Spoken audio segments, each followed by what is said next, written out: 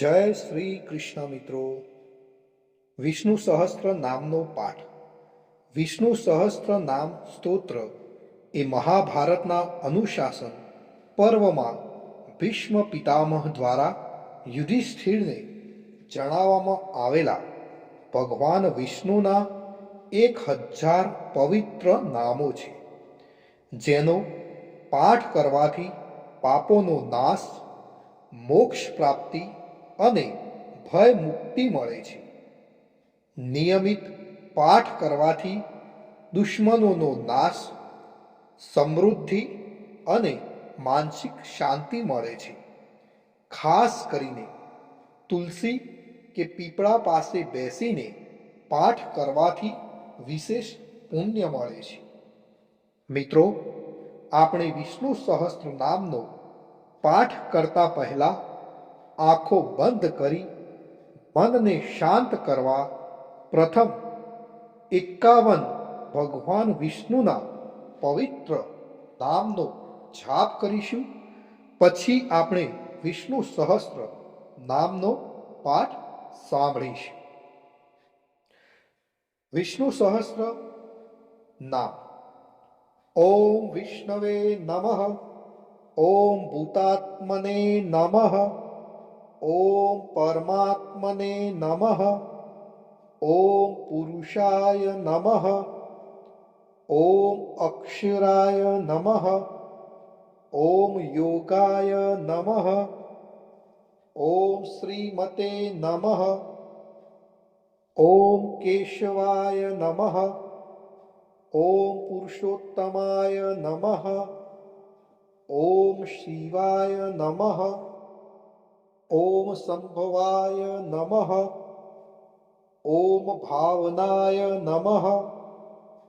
ઓમ ઈશ્વરાય નમઃ. ઓમ પદ્મનાભાય નમઃ. ઓમ અમરપ્રભવે નમઃ. ઓમ શાશ્વતાય નમઃ.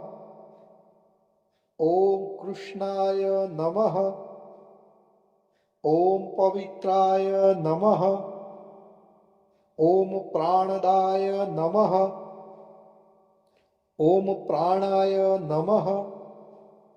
ઓમ માધવાય નમઃ. ઓમ મધુસૂદનાય નમઃ. ઓમ ઈશ્વરાય નમઃ. ઓમ વિક્રમાય નમઃ. ઓમ ક્રમાય નમઃ. ઓમ કૃતજ્ઞાય નમઃ. ઓમ કૃતયે નમઃ. ઓમ સુરેશાય નમઃ. ઓમ શરણાય નમઃ. ઓમ શર્મણે નમઃ. ઓમ પ્રજાભવાય નમઃ. ઓમ સર્વદર્શનાય નમઃ.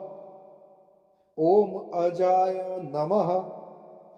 ઓમ સર્વેશ્વરાય નમઃ. ઓમ અચ્યુતાય નમઃ. ઓમ વસવે નમઃ. ઓમ સત્યાય નમઃ. ઓમ સમાય નમઃ. ઓમ રુદ્રાય નમઃ. ઓમ અમૃતાય નમઃ. ઓમ જનાર્દનાય નમઃ. ઓમ વેદાય નમઃ. ઓમ ચતુર્ભુજાય નમઃ. ઓમ ભોજનાય નમઃ. ઓમ વિજયાય નમઃ. ઓમ વામનાય નમઃ. ઓમ નિયમાય નમઃ. ઓમ યમાય નમઃ. ઓમ માધવાય નમઃ. ઓમ અનિરુદ્ધાય નમઃ. ઓમ ગોવિંદાય નમઃ. મિત્રો, અહીં આપણે 51 વિષ્ણુ ભગવાનના નામનો જાપ કર્યો છે. જય શ્રી કૃષ્ણ. મિત્રો, કોમેન્ટની અંદર ઓમ નમો ભગવતે વાસુદેવાય લખવાનું ભૂલશો નહીં. હવે આપણે સાંભળીશું વિષ્ણુ સહસ્ત્ર નામનો પાઠ.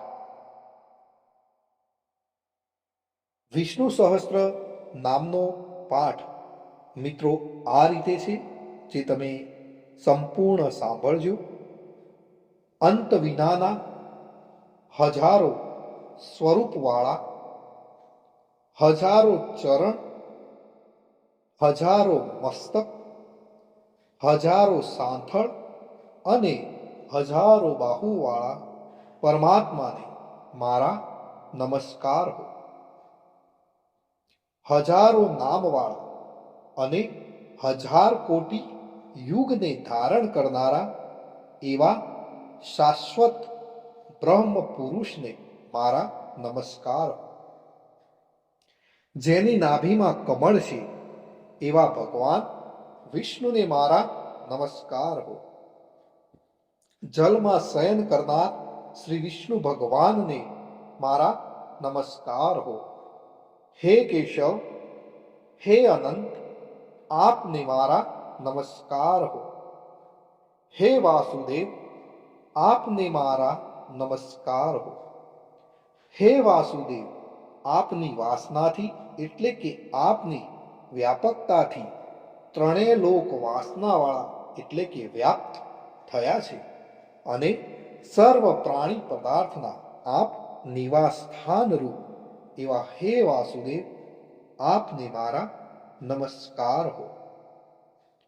બ્રહ્મ સ્વરૂપ અને ગૌ બ્રાહ્મણનું હિત કરનાર એવા દેવને નમસ્કાર હો. જગતનું હિત કરનાર શ્રી કૃષ્ણને મારા નમસ્કાર હો. જેમ આકાશમાંથી પૃથ્વી પર પડેલું પાણી સમુદ્રમાં જાય છે, તેમ બધા જ દેવોને કરેલા નમસ્કાર ભગવાન કેશવ પ્રતિ જાય છે.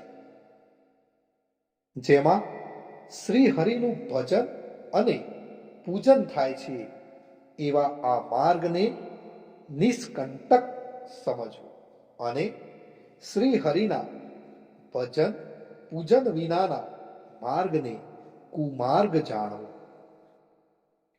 બધા વેદો જાણવાથી જે પુણ્ય થાય છે અને સર્વ તીર્થોની યાત્રા કરવાથી જે ફળ મળે છે, તે સમગ્ર ફળ દુષ્ટોનો નાશ કરનાર શ્રી વિષ્ણુ ભગવાનની સ્તુતિ જો શ્રદ્ધાપૂર્વક કરવામાં આવે તો એટલું ફળ મળે છે. જે મનુષ્ય શ્રી હરિના મંદિરમાં નિત્ય 3 વાર એટલે કે પ્રભાત, મધ્યાહન અને સાયકાળ 2 કે 1 વાર પણ આ વિષ્ણુ સહસ્ત્ર નામનો પાઠ કરે છે, તેના સર્વ પાપ કર્મો નાશ પામે છે. જે મનુષ્ય આ સ્તોત્રનો પાઠ ભાવ ભક્તિથી કરે છે, તેના શત્રુઓ બળી જાય છે, તેના ઉપર સર્વ ગ્રહો શાંત રહે છે અને તેના સર્વ પાપ વિનાશ પામે છે. જેને શ્રદ્ધાપૂર્વક આ સ્ત્રોતોનું ધ્યાન કર્યું છે કે પાઠ કર્યા છે, તેને સર્વ દાન આપ્યા એમ સમજવું અને દેવોની ઋણા પ્રકારની પૂજા કરી એમ સમજવું.